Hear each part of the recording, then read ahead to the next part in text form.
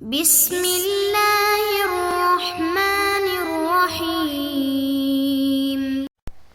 السلام علیکم محترم سامعین اور عزیز طلبہ کرام، امید کرتا ہوں کہ آپ تمام احباب خیر و عافیت سے ہوں گے۔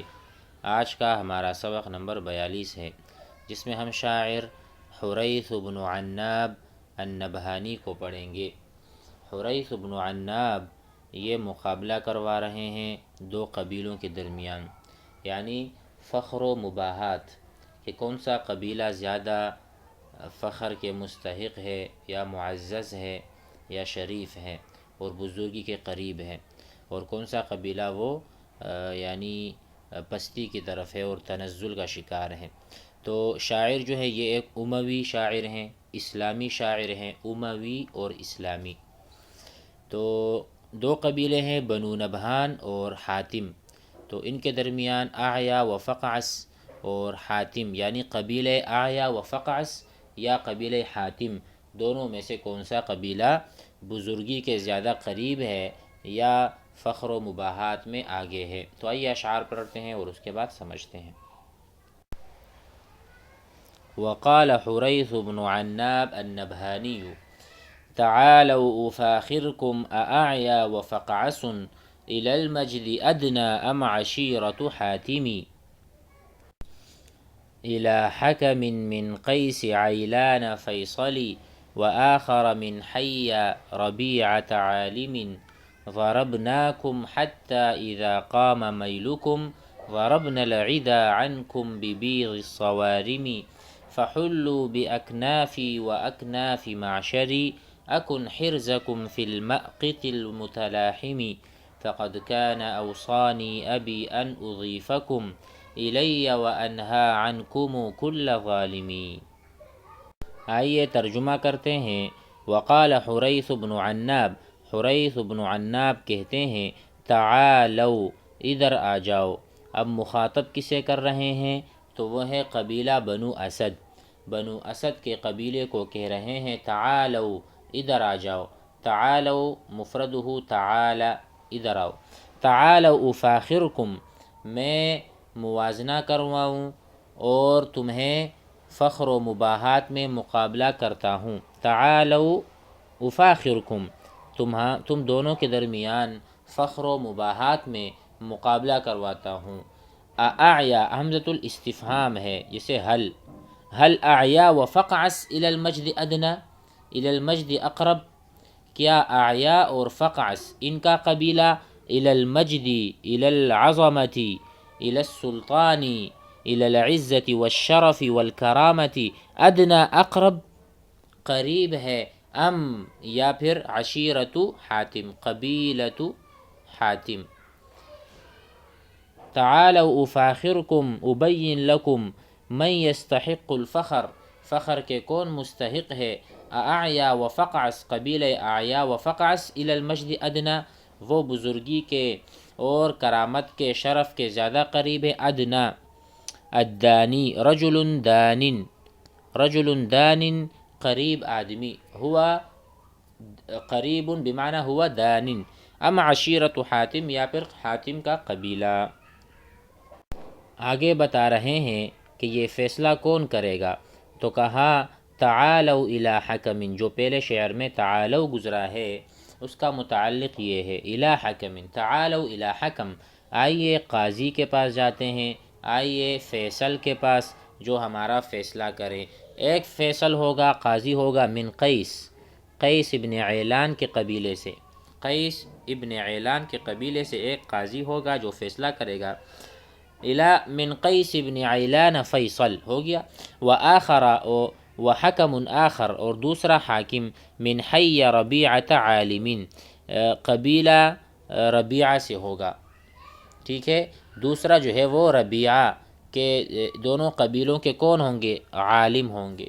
الی حکم عالم، ایسا حاکم جو کہ عالم ہو دونوں قبیلوں میں سے، قیس ابن عیلان سے اور دوسرا حی ربیعہ، ربیعہ کے قبیلے سے۔ ضربناکم حتی اذا قام میلکم، بیان للمفاخرہ، یہ فخر کا بیان ہو رہا ہے کہ ہم نے تمہیں مارا، ضربا یضربو ضربنا، ضربنا ہم نے مارا کم تمہیں، حتی اذا قام میلکم جب تمہارا یعنی درست ٹیڑھا ہو گیا، یعنی ہم نے تمہیں مارا یہاں تک کہ جب تمہاری کجی اور تمہارا ٹیڑھا پن درست ہو گیا، تو اکن حرزکم فی المقت المتلاحمی، تو ہم نے تم سے دشمنوں کو دور کیا کاٹنے والے سفید تلواروں کے ذریعے۔ دیکھو اکن حرزکم، ہم تمہارا حرز بنے رہے، تمہارے حافظ اور معاون بنے رہے، فی المقت المتلاحم، مقت کہتے ہیں، مقت اس کا ترجمہ ہے ضربنا، ہم اس سے پہلے والا پڑھیں گے، ضربناکم، اچھا ضربناکم حتی اذا قام میلکم، جب تمہارا ٹیڑھا پن درست ہو گیا تھا یا جب کجی درست ہو گئی، ضربنا العدا، تو ہم نے دشمن کو مارا، عنکم تمہارے سے، ببیض صوارم، بیض کہتے ہیں سفید کو، صوارم جمع صارم جس کا معنی تلوار ہے، یعنی سفید تلواروں کے ذریعے سے ہم نے تمہارے دشمن کو تم سے دور بگایا، یہ مراد ہے۔ ضربناکم حتی اذا قام میلکم، ضربنا العدا دشمن کو مارا ہم نے، عنکم تم میں سے، یعنی تم سے دور ہٹایا، عنکم تمہارے سے ہم نے دشمن کو دور ہٹایا، کس چیز سے؟ ببیض صوارمی، سفید تلواروں کے ذریعے۔ فحلوا باکنافی، اب کیا کرو؟ سو تم ہمارے اور ہمارے قبیلے کے پہلو میں اتر جاؤ، حلا یحلو بمعنی نزلا ینزلو نازل ہونا، حلو نازل ہو جاؤ، باکنافی یعنی باکنافی ببیوتی، یا جس طرح ہم نے کہا پہلو، ہمارے جو پہلو ہیں کنف، اور ہمارے جو خیمے ہیں خیم، یا ہمارے جو گھر ہیں بیوت، اس میں اتر جاؤ، واکناف معشری، اسی طرح ہماری جتنی بھی جماعت ہے کنبہ ہے اس میں اتر جاؤ، اکن حرزکم میں تمہاری حفاظت کروں گا، تمہارے لیے جائے امن ہوں گا، فی المقت المتلاحمی، اس کا معنی میں بتانا چاہ رہا تھا، مقت کہتے ہیں جنگ میں جو تنگ جگہ ہوتی ہے، مقت جو جب انسان جنگ لڑ رہا ہو اور کسی گھاٹی میں پھنس جائے تو وہ مقت کہلائے گا، المتلاحم یعنی ایسی جگہ کہ جو جگہ تنگ بھی ہو اور ایک دوسرے سے ملی ہو، جس طرح گوشت سے جڑا ہوا ہے، جس سے ہم کہتے ہیں لحم، وکذالک المتلاحم، جیسے کہ گوشت سے جڑا ہوا ہوتا ہے، اسی طرح تنگ جگہ ایک دوسرے سے جڑی ہوئی ہوتی ہے، تو ایسی جگہ میں تمہاری مدد کروں گا، یعنی جب مشکل حالات میں تم ہوں گے اور تمہارے اوپر دشمن غالب آئے گا تو تم مجھے اپنا مدافع اور دفاع کرنے والا پاؤ گے۔ فقط کان اوصافی ابی ان اضیفکم، کہتے ہیں میرے والد نے مجھے اس بات کی وصیت، فقط کان اوصانی، اوصا یوصی وصیت کرنا، اوصیت رجلا میں نے آدمی کو وصیت کی، تو کہتے ہیں فقط کان تحقیق کے ساتھ مجھے میرے ابو نے وصیت کی تھی، ابی میرے ابو نے، ان اضیفکم کہ میں تمہاری دعوت کروں، کہ میں تمہاری دعوت کروں، الیہ وانہا عنکم کل ظالمی، کہ میں تمہیں اپنے ساتھ ملاؤں، اپنے ساتھ رکھوں، تمہاری مہمان نوازی کروں اور ہر قسم کا ظالم تم سے روکوں، وانہا امنع میں منع کروں، عنکم تم سے، کل ظالم ہر قسم کا ظالم جو تم پر ظلم کرتا ہوگا، ان کو منع کرنے کا مجھے والد نے وصیت کی تھی۔ مزید پڑھ لیتے ہیں، وقال ابراہیم بن کنیف النبہانی تعزى فإن الصبر بالحر أجمل وليس على ريب الزمان معول فلو كان يغني أن يرى المرء جازعا لحادثة أو كان يغني التذلل۔ بقیہ بھی کافی اشعار ہیں، اس کو انشاءاللہ اگلے سبق میں پڑھیں گے، آئیے اس کی تشریح کر دیتے ہیں۔ وقال ابراہیم نے کہا، یہاں پر یہ اپنے نفس کو مخاطب کرتے ہوئے کہہ رہے ہیں تعزّا، کہ اے نفس، تعزّا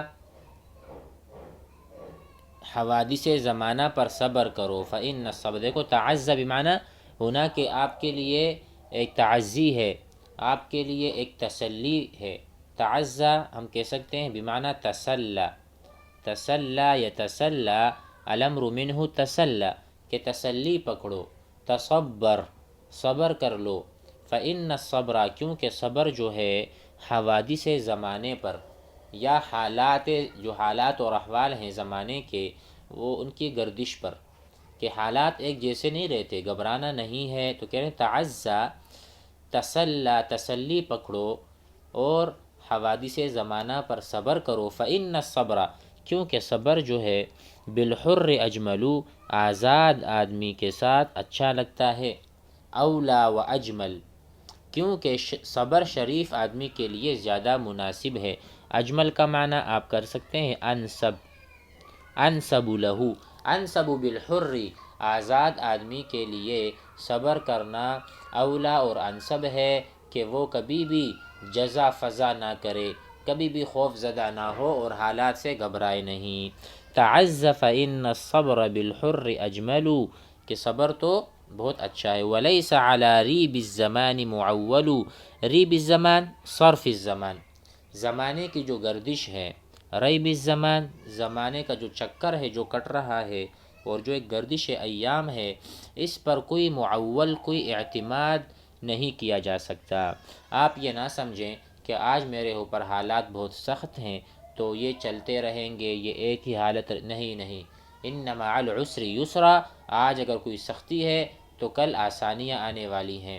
تو کہہ رہے ہیں تعز فإن الصبر بالحر اجمل وليس على ریب الزمان معول، ہر دن یا حالات ہمیشہ یکساں نہیں رہتے.